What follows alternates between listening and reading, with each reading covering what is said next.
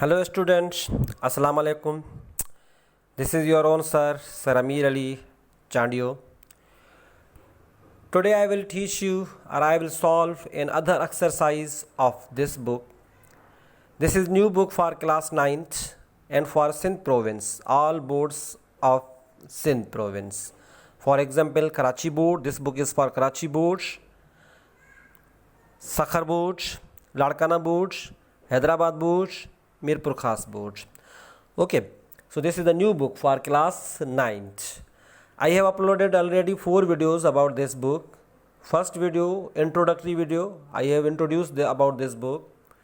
And second video, in which I taught, I read and explained the unit number 1.1, textual study of the last sermon of the Holy Prophets.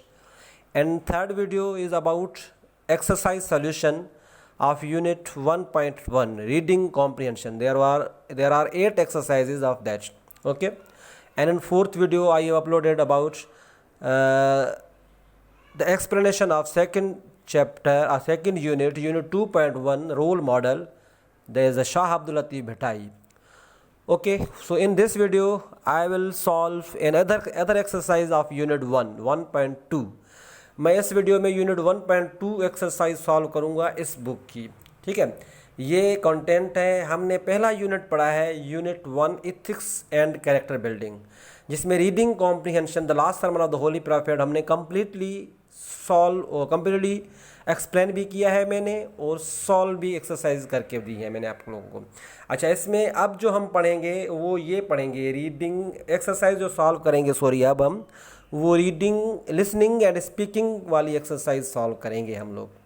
ठीक है, ये listening and speaking पे focus करता है, इसमें written material नहीं होता, लेकिन स्टूडेंट्स को फैक्ट्स एंड फिगर्स कलेक्ट करने हैं. अच्छा, ये हमने यूनिट पढ़ लिया है, यूनिट 1.1 मैंने आपको एक्सप्लेन किया है. अच्छा, ये एक्सरसाइजेज यूनिट 1.1 की एटलीस्ट 8 एक्सरसाइजेज मैंने सॉल्व करके बताई आपको. ये वाली एक्सरसाइज नंबर 1, 2, 3 मेरे थर्ड वीडियो में ये शामिल है.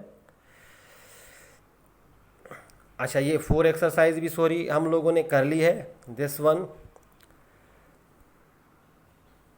एंड 5th एक्सरसाइज भी हम लोगों ने कर ली है. 6th एक्सरसाइज भी मैंने आप लोगों को कंप्लीट की है.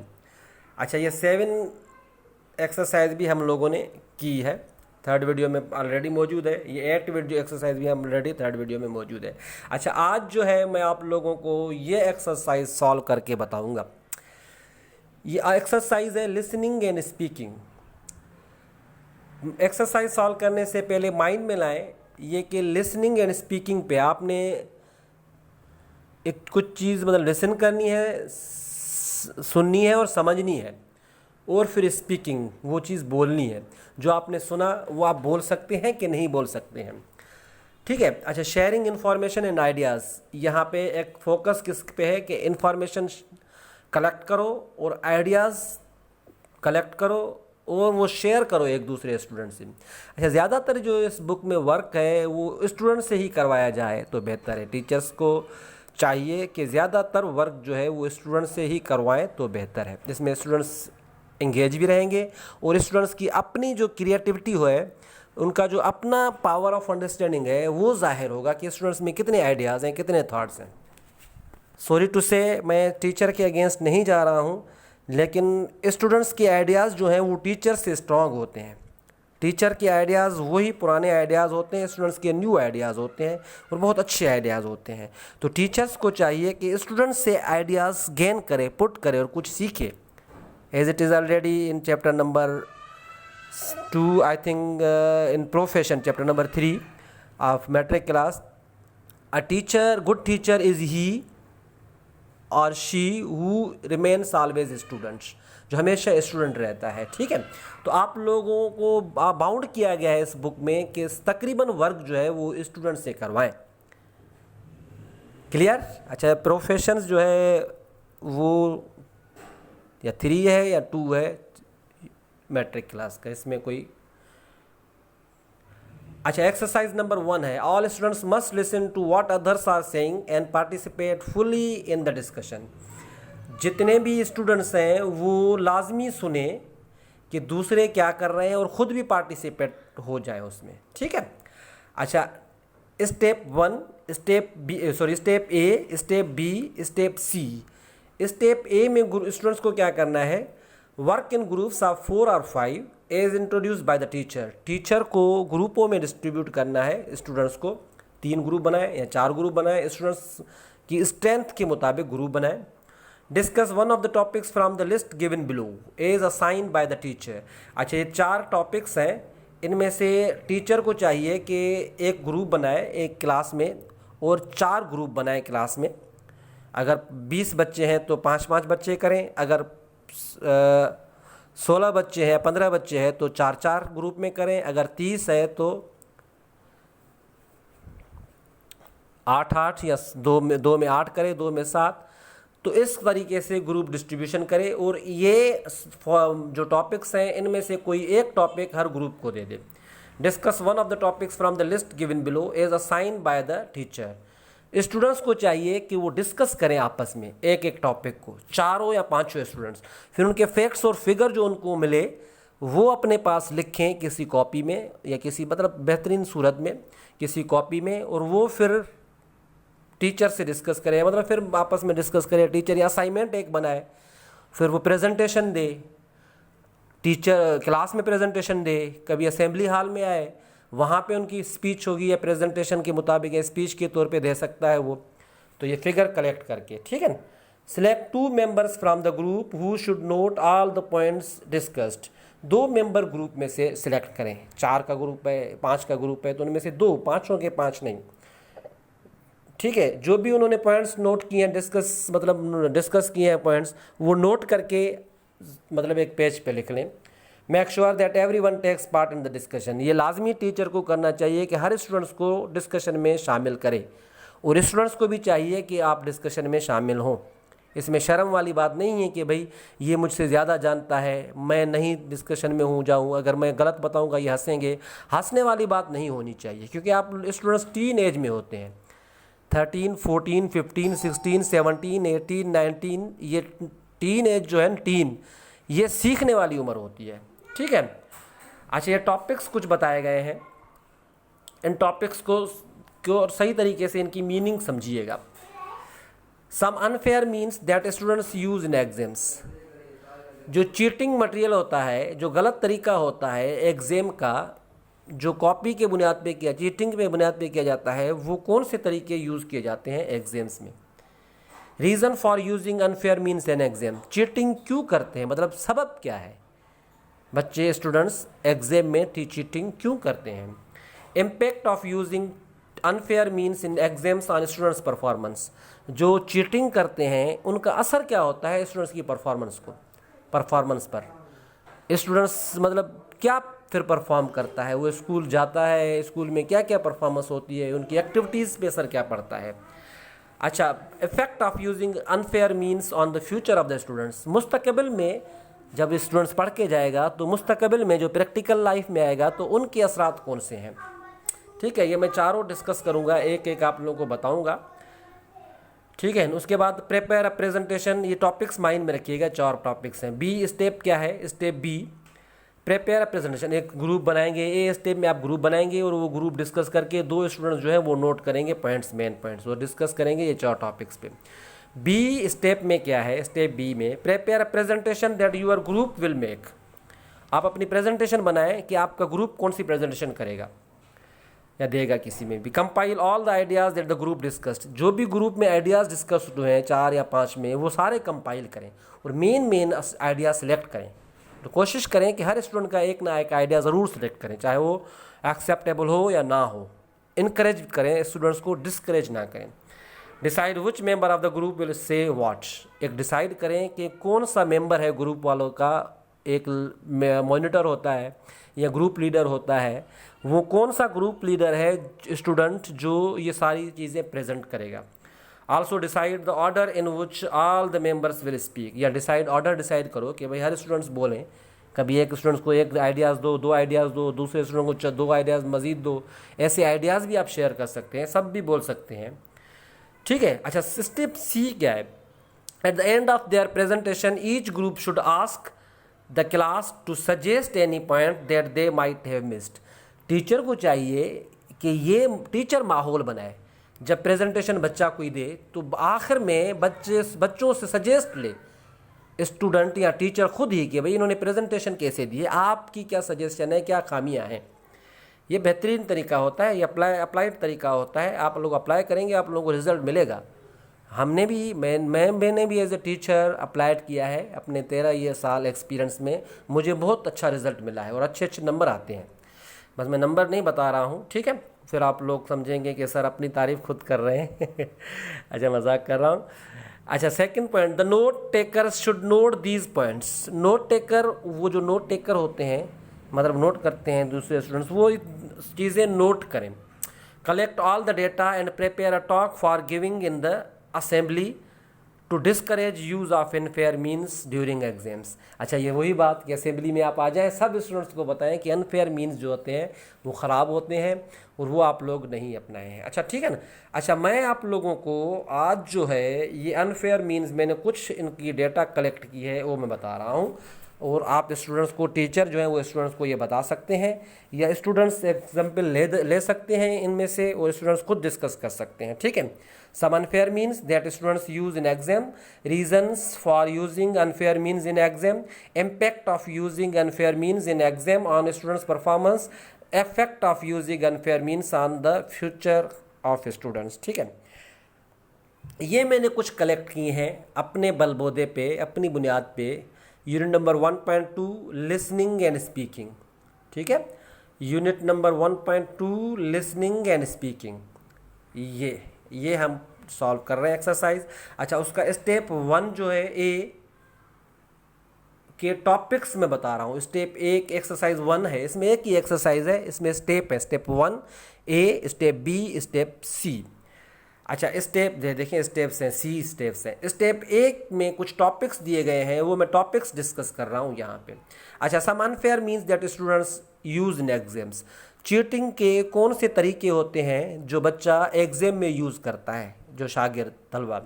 5 prominent unfair means cheating used in the exam. 5 मशहूर जो अनफेयर मीन्स हैं चीटिंग के, वो यूज़ किए जाते हैं एग्जाम में।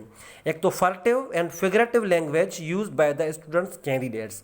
जो स्टूडेंट्स कैंडिडेट्स एग्जाम में बैठते हैं वो फर्टिव लैंग्वेज, या मतलब स्टील दी लैंग्वेज, छुप छुपाई वाली लैंग्वेज, टीचर को भी इसका इल्म नहीं होता कि वो बच्चे ने कैसे बता दिया। या फिगरेटिव लैंग्वेज, फिगर यूज़ करते हैं, ऑर्गन्स यूज़ करते हैं, बॉडी जो यूज़ करते हैं। फॉर एग्जांपल मैं आप लोगों को बता रहा हूँ, विस्परिंग, ये करके एक दो बच्चे जो होते हैं ना यूनिटी में होते हैं, वो मतलब कहते हैं कि एक विस्परिंग करेगा तो टीचर उसकी तरफ जाएगा, दूसरे जो होंगे वो हाथों से इशारे करके बताएंगे। ये विस्परिंग करने का तरीका होता है बच्चों का। तो अब जैसे विस्परिंग करेगा ना बच्चा, टीचर उनके पास जाएगा, और मारना पनिशमेंट अलो नहीं है, तो टीचर कहे क्यों विस्परिंग की, सर मैंने तो नहीं की, ये की, तो बातों में लगा देगा। वहाँ से जो आगे वाले स्टूडेंट होंगे, दूसरे स्टूडेंट होंगे, वो इशारे करके एक दूसरे से बता देंगे। या ग्लैंसिंग, यूँ टीचर थोड़ा उधर मुँह करता है तो ग्लैंस करना, यूँ घूरना, घूर के देखना कॉपी पे, किसी और की कॉपी पे। Using of hands and organs of the body while telling MCQs। अच्छा, ये तरीका जो होता है ना, ये बड़ा अजीब तरीका होता है MCQs बताने का। कौन सा तरीका होता है? जो स्टूडेंट्स हाथ यूज़ करते हैं या कोई और ऑर्गन्स यूज़ करते हैं बॉडी के, जिस्म के, अपने के MCQs बताने में। For example MCQs 1 students, teacher नहीं देखेगा, वो 1 एक उंगली खड़ी करेगा और फिर वो उसका जो कान मतलब C, ये उनके बताए होते हैं। अगर कौन सा ऑप्शन सही है ABC, तो नाक मतलब A, ये मतलब उनके बताए होते हैं स्टूडेंट्स के। कान मतलब C, ऐसे मतलब, और दोनों आँखें को करेंगे मतलब B, ये इनके ऑप्शन बताए गए होते हैं। और सर को करेंगे मतलब D, मतलब उनके अपने अपने होते हैं, ऑर्गन्स वगैरह वगैरह बताते रहते हैं, ठीक है। ये भी बहुत मशहूर कामयाब तरीका, मतलब मशहूर तरीका है और बहुत ख़राब तरीका है, ये स्टूडेंट्स पे असर डालेगा। अच्छा, एक्सचेंजिंग ऑफ पर्सनल मटीरियल्स। कुछ स्टूडेंट्स और चालाक होते हैं, वो पर्सनल मटीरियल्स एक्सचेंज करते हैं। कैलकुलेटर, मैथमेटिक्स का पेपर है, वो कैलकुलेटर, सर मैं इसको कैलकुलेटर दे दूँ, हालांकि कैलकुलेटर में वो अल्फाज नहीं होंगे, लेकिन हिस्ट्री में सारे अल्फाज आ जाते हैं कैलकुलेटर की। साइंटिफिक कैलकुलेटर, हिस्ट्री लिखेंगे ना आप, हिस्ट्री में तो जो भी सॉल्व किया होगा उन्होंने सारी हिस्ट्री में आ जाएगा। ये भी बहुत अच्छा तरीका मतलब होता है इनके बच्चों के दरमियान। B शीट्स से एक्सचेंज करते हैं, सर मुझे शीट्स दे दें, सर शीट्स एक दे दी, दूसरी दे दी, तीसरी, मतलब वो शीट्स दूसरे को देते लिख के। अच्छे बच्चे पाउच यूज़ करते हैं, सर मैं पेन दे दूँ इसको या पाउच दे दूँ, हाँ पाउच दे दें, तो पाउच में ही कुछ लिखा होता है या पाउच में सफ़ेद कुछ लिखा होता है, पाउच में कुछ चिट वगैरह मिलती है वगैरह वगैरह। पेन्स में भी कभी कभार लिखा है, पेन्स में भी चिट पड़ जाती है। तो ये बहुत सारे तरीके हैं ETC। उसके बाद भी बहुत सारे और भी तरीके हैं जो एक्सचेंज करते हैं। पानी की बोतल भी है, वहाँ पे एक पेज वेज पे लिखा होता है, मतलब बहुत सारे तरीके होते हैं बच्चों के। बच्चे जो होते हैं बड़े चालाक होते हैं। अच्छा, number 3, using schools colleges premises and materials. School के मटीरियल्स यूज़ होते हैं, एरिया यूज़ होती है स्कूल की, जैसे कि राइटिंग ऑन वॉशरूम। वॉशरूम जाते हैं बच्चे, वॉशरूम में लिख के आते हैं। एक ज़हीन बच्चा जाता है वॉशरूम में लिख के आता है दूसरे को, अपने दोस्त को बताने के लिए। वॉशरूम दूसरा वॉशरूम जाता है तो वहाँ पे लिखा होता है। अब टीचर वॉशरूम तो नहीं जाएंगे ना, बच्चों के वॉशरूम अलग-अलग होते हैं। या डेस्क पे भी लिखा जाता है, बच्चे डेस्क पे भी लिखते हैं, ठीक है। या वॉल्स, दीवारों पे लिख लेते हैं पहले से ही, तो बच्चे स्टूडेंट्स मेन पॉइंट्स दीवारों पे लिखी जाती हैं। ये भी मटेरियल्स मतलब यूज़ होता है। अच्छा, यूजिंग पेपर मटेरियल्स, ये तो आम है, जैसे कि माइक्रो पेपर से शूज़ में छुपा के आएंगे, टाई में छुपा के आएंगे, कॉलर में छुपा के आएंगे, आजकल तो और भी बहुत सारी चीज़ों में छुपा के आते हैं। चिट्स यूज़ करते हैं, पेजेस यूज़ करते हैं, चिट्स पेजेस ये आम मटेरियल है। अच्छा, आजकल इलेक्ट्रॉनिक डिवाइसेस भी है, ये तो ज़ाहिर ज़हूर तरीका है। मोबाइल्स यूज़ करते हैं, व्हाट्सएप पे, फेसबुक पे, गूगल पे, ठीक है। ये है मतलब सम अनफेयर मीन्स जो स्टूडेंट्स अभी यूज़ करते हैं, जो प्रोमिनेंट फेयर मीन्स हैं। वैसे तो बहुत सारे और भी हैं, लेकिन ये एक्सचेंजिंग ऑफ शीट्स, कॉपी, ये भी है, और बहुत सारे हैं, लेकिन प्रोमिनेंट ये 5 हैं, ठीक है। अच्छा, टॉपिक नंबर 2 जो है वो ये है, reason for using unfair means. अच्छा, ये बच्चे करते क्यों हैं? मेल प्रैक्टिसेस भी कह सकते हैं इसको, चीटिंग भी कह सकते हैं इसको आप। ये बच्चे करते क्यों हैं भाई? ये बच्चे समझते भी हैं ये गलत है, लेकिन फिर भी क्यों करते हैं? अच्छा, एक तो फियर ऑफ फेल्यूर, बच्चे डर के, फेल होने के डर से, फेल ना हो जाए, क्यों ना हम अपने लिखने से बेहतर है चीटिंग मटेरियल यूज़ करें। अच्छा, लैक ऑफ इंटरेस्ट की कमी, दिलचस्पी कम लेते हैं बच्चे।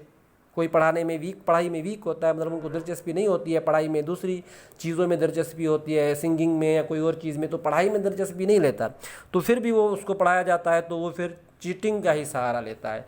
अच्छा, cheating for fun and show off, कुछ लोग फन एंड शो ऑफ के लिए करते हैं। भाई हमारा भरम है, हम में सब कुछ मटेरियल मिल सकता है, हम कर सकते हैं सब कुछ, कौन क्या बिगाड़ेगा हमारा, वगैरह वगैरह। अवेलेबिलिटी ऑफ सोर्सेज मौजूद हैं तो इसलिए चीटिंग करने में आसानी होगी भी।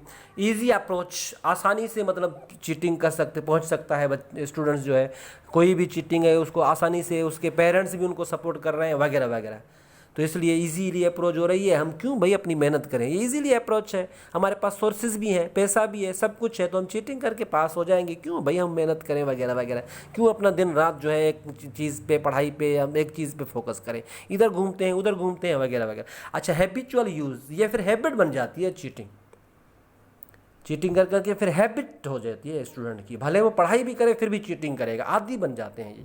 अच्छा, पॉवर्टी, गुर्बत भी, गरीब बच्चा जो होता है सारा दिन मेहनत करता रहता है, पढ़ाई का टाइम नहीं मिलता है, जब एग्ज़ाम के वक्त पर चीटिंग के असर होता है। गुड ग्रेड्स, अच्छे ग्रेड्स लाने के लिए आजकल ये कराची में और जो पैसे वाले मतलब अच्छी यूनिवर्सिटी में स्टूडेंट्स जो हासिल करना चाहते हैं, यूनिवर्सिटी में जो एडमिशन हासिल करना चाहते हैं, वहाँ पे ये काउंट किए जाते हैं मैट्रिक और इंटर के मार्क्स। इसलिए बच्चे जो होते हैं वो गुड ग्रेड्स लाने के चक्कर में, तो जो ये भी है फैक्ट कि गुड ग्रेड्स वाले अब इंजीनियर और डॉक्टर बन जाते हैं। बाकी जो जिनके अच्छे ग्रेड नहीं आते हैं बेचारे, जिनको चीटिंग में मिल नहीं सकता, वो फिर रह जाते हैं अपनी इनकी मैट्रिक और इंटर की परसेंटेज की वजह से यूनिवर्सिटीज़ में। ये भी एक गलत तरीका है यूनिवर्सिटीज़ का, ओपन मेरिट होनी चाहिए तो बहुत अच्छा है। अच्छा, टॉपिक नंबर 3 है impact of using unfair means in exams on students performance. अच्छा, स्टूडेंट्स की परफॉर्मेंस पे क्या इम्पैक्ट पड़ती है जो? अच्छा, स्टूडेंट्स जो होता है no interest in schooling, students perform मतलब स्कूल जाने के ही उनका दिल नहीं करता, परफॉर्म तो दूर की बात है, स्कूल जाने का ही दिल नहीं करता। सेंस क्रिएशन ख़त्म हो जाती है, क्रिएशन कम हो जाती है, सेंस मीन लेक, SANS मतलब लेक, क्रिएशन की कमी हो जाती है, तख्लीक की कमी हो जाती है स्टूडेंट में। स्टूडेंट पढ़ाई पे एनालिटिकल पावर नहीं यूज़ करता, उसको आसरा होता है मैं चीटिंग करूँगा, तो उनकी क्रिएटिविटी बिल्कुल वीक हो जाती है। ज़ीरो इंटरेस्ट इन स्टडी में बिल्कुल इंटरेस्ट नहीं लेता, इम्पैक्ट होता है। स्टडी में, पढ़ाई में इंटरेस्ट नहीं लेगा तो पढ़ कैसे पाएगा, समझ कैसे पाएगा। सेंस सेल्फ कॉन्फिडेंस, खुद कॉन्फिडेंस नहीं होता है उनको। क्यों खुद कॉन्फिडेंस नहीं होता है? बच्चे को नॉलेज होगी, नॉलेज जो होती है वो कॉन्फिडेंस बढ़ाती है। इल्म जो होता है वो कॉन्फिडेंस बढ़ाता है। अगर बच्चे में नॉलेज ही नहीं है तो कॉन्फिडेंस कहाँ से आएगा? ज़ीरो नॉलेज नहीं मिलेगी बच्चे को। डिपेंडेंट ऑन अदर्स, फिर आहिस्ता आहिस्ता दूसरों पे भरोसा करता है, दूसरों पे भागते हैं ये बच्चे जो चीटिंग करते हैं। तो लैक ऑफ हार्ड वर्किंग, और हार्ड वर्किंग भी नहीं करता है बच्चा, मेहनत भी नहीं करता है। अच्छा, ये लास्ट टॉपिक ये है। मैं टॉपिक्स इसलिए बता रहा हूँ ताकि स्टूडेंट्स आइडिया ले सकें, ठीक है। Effects of using unfair means in exams on students performance. Unfair means जो होते हैं एग्जाम में, उनके इफेक्ट क्या होते हैं, असरात क्या होते हैं, ठीक है। They do not get any good job, वो अच्छी जॉब नहीं गेन कर पाते हैं माशरे में। वो CSS के एग्ज़ाम, PCS के एग्ज़ाम या कोई और जो कॉम्पिटेटिव एग्ज़ाम्स जो होते हैं उनमें वो जॉब हासिल नहीं कर पाते हैं। They can not serve the nation, वो चीटिंग जो करके आते हैं उनके पास इल्म नहीं होता, नॉलेज नहीं होती है, बर्दाश्त नहीं होती है, तो वो क्या सर्व करेंगे नेशन को, कौम की खिदमत कैसे करेंगे? उनको पास खुद इल्म नहीं है तो कौम को सर्व कैसे किया जाता है वो कैसे करेंगे? It will be the burden on society, वो सोसाइटी पे बर्डन ही होगा, मतलब मुआशरे पे एक बार बस, मतलब मुआशरा उसको धकेलेगा, वो खुद नहीं निकल पाएगा, मुआशरा उसको धकेलेगा जो चीटिंग करके आएगा। मॉरल बैंकरप्सी, अखलाकन वो जो होता है तबाह हो जाता है, बर्बाद हो जाता है, क्योंकि वो शुरू से ही गलत रास्ते से आता है तो उनको गलत रास्ते अच्छे ही लगते हैं। फिर society will neglect to adopt him her, मुआशरा उसको एक्सेप्ट नहीं करेगा क्योंकि उनके पास इल्म नहीं होगा, उनके पास नॉलेज नहीं होगा, उनके पास टेक्निक्स नहीं होगी, उनके पास स्टडी नहीं होगी। And dependent on others them and other same, वो अब स्टूडेंट लाइफ में भी अदर दूसरों में भरोसा करेगा, दूसरे स्टूडेंट पे, एजुकेशन के लिए, और बाद में भी वर्क जिस फील्ड में उन्होंने पढ़ा होगा तो चीटिंग की होगी तो उनको क्या पता होगा उन फील्ड के बारे में, तो वो दूसरों पे डिपेंड करेगा कि यार तुम मुझे कर दो। दूसरे जैसे ना क्लार्कों पे डिपेंड करते हैं, बहुत सारे ऐसे सीनियर टीचर्स हैं जूनियर टीचर्स पे डिपेंड करते हैं। Could not be a responsible civilian, irresponsible civilian होगा, अच्छा शहरी नहीं होगा वो चीटिंग करने वाला, ठीक है। तो ये एक्सरसाइजेस थी इनकी, जो लिसनिंग एंड स्पीकिंग की ये स्टेप्स हैं।